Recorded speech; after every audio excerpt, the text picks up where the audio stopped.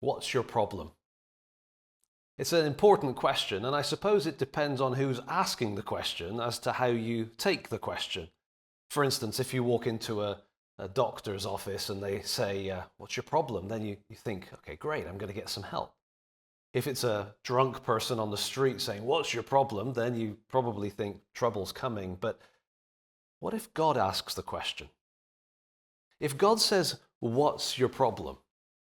Then what's our answer to that? How big is our problem? And depending on how big it is, we then have to ask, how big is the solution that could be provided for this problem? Is there any hope for us? Now, just think about it. If your problem is guilt, then you need forgiveness.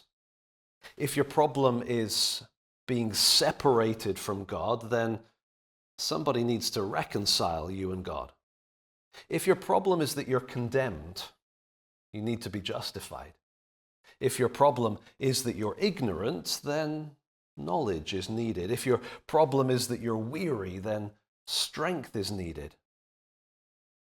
But what if your problem is worse than any of those things? All of those things, of course, biblically are true, but what if your problem, my problem, our problem is that we are actually dead? If we're dead, then we really do need a new life. In John chapter 3, Jesus uses the language of being born again. He uses it in a conversation with Nicodemus. Now, to understand what's going on in this passage, we've got to realize how significant of a person Nicodemus was. Nicodemus, according to John 3, verse 10, was the teacher of Israel. He was a member of the Sanhedrin, part of the ruling council in Jerusalem. So you can start to put the pieces together and realize, okay, if he's a member of the ruling council, he's already influential. If he is the teacher of Israel, then perhaps he's on a level with what we might call the minister of education. So obviously, Nicodemus was academically impressive, politically powerful, socially, he was really someone. Presumably in that kind of a position, he would have had wealth as well. And so whatever category we want to put together and say, okay, this is the resume of Nicodemus, we would have to say he really is impressive. Academically, socially, politically, financially, Nicodemus was probably as impressive as anyone we've ever met, maybe more impressive than anyone we've ever met. Now, why does that matter? It matters because Nicodemus is being presented to us in John 3 as an example of humanity. He's the example man, if you like. At the end of John chapter 2, Jesus is in Jerusalem, and because of the signs that he's doing, the crowds seem to be believing in him. They're getting excited, certainly, but believing? Well, Jesus doesn't seem too thrilled by their belief. He seems to hold back even though they are excited. In fact, it tells us at the end of chapter 2, Jesus needed no one to bear witness about man, for he himself knew what was in man. Now there was a man. Nicodemus is introduced as an individual example of what John is talking about, this humanity that seems keen to believe in Jesus, but actually Jesus is not so thrilled with their belief.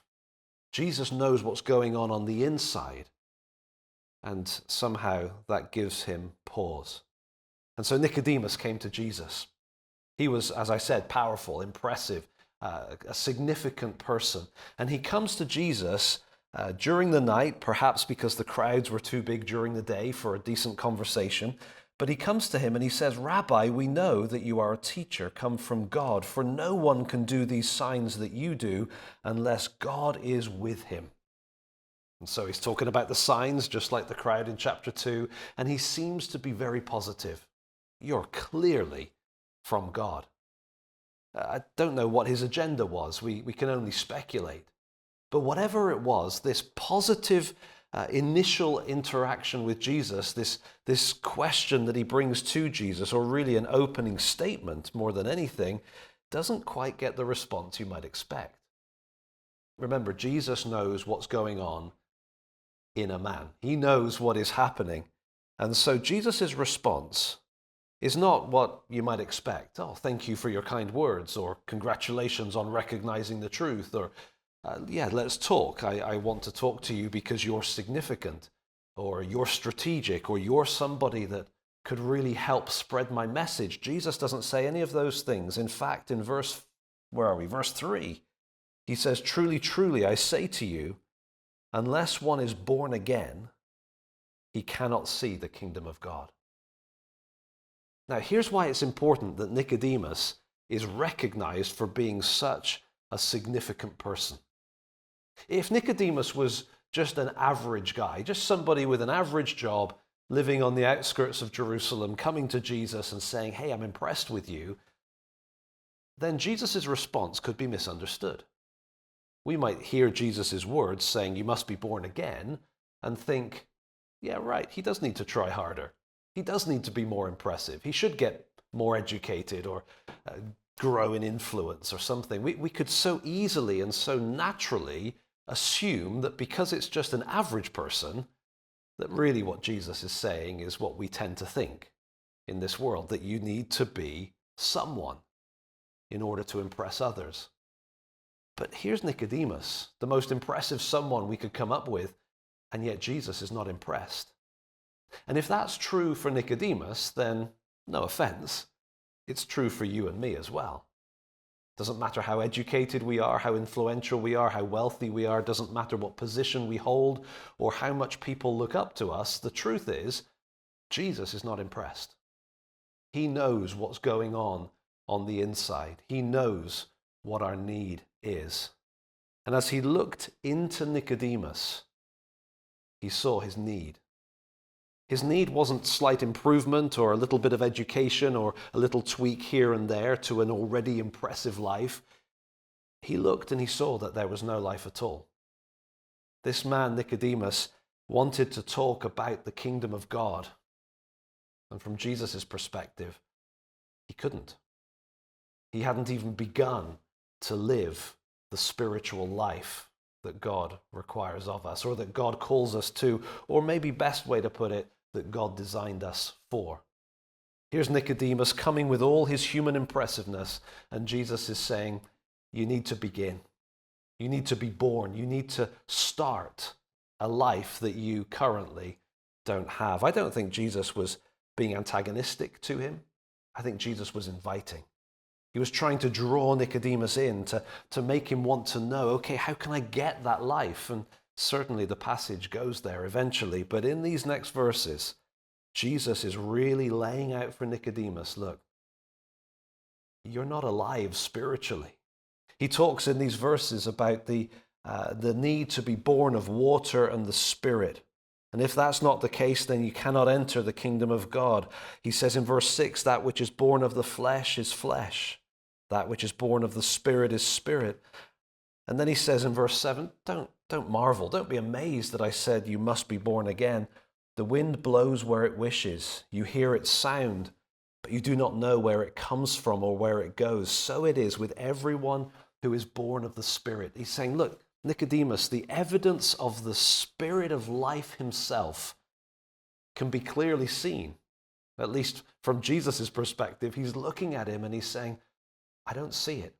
I don't see the evidence. If the wind was blowing in the town, you may not see the wind, of course, but you see the trees moving. You see the tumbleweed or the litter blowing across the street. You see the evidence when the wind is blowing. And as Jesus is looking into Nicodemus, he's saying, for all the impressiveness of your life, I just don't see any evidence that the Spirit of God is there.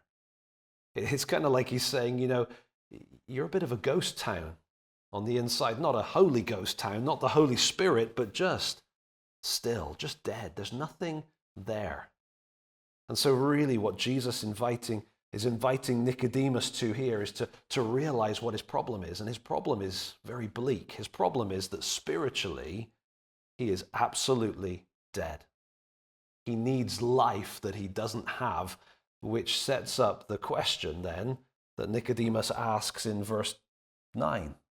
How can these things be? How is it possible to have this life that you're implying I do not have? And that's the question that we all need to be asking. We all need to recognize I am in the same category as Nicodemus. Not even as impressive in academic terms or social terms or political terms. Doesn't matter. I'm not as impressive as him, and he wasn't impressive enough. Maybe the way Jesus sees us is not in the categories that we tend to think of. Maybe when we come to God, it's not about our resume and what we can offer. Maybe the truth is we need to see what Jesus was helping Nicodemus to see. And that is that our ultimate problem is that we are dead. We're dead. And we need life. And life is not something we can self-generate. It's not something we can choose to have just by our own efforts. Life is something that comes from God. To be born again, be born from above, is exactly the same wording. The way it's been translated in the English Bible is born again. But what Jesus was saying by born again, and Nicodemus certainly took it that way when he started talking about re-entering his mother's womb and getting all confused by it, what Jesus was referring to was being born from above. A new life that comes from God. A new life that God gives to us. A life that can be birthed in us, but it has to be on God's terms. That's what we're going to think about as we carry on in our next session, to think about, okay, are we dead? Are we really dead? What does that actually mean?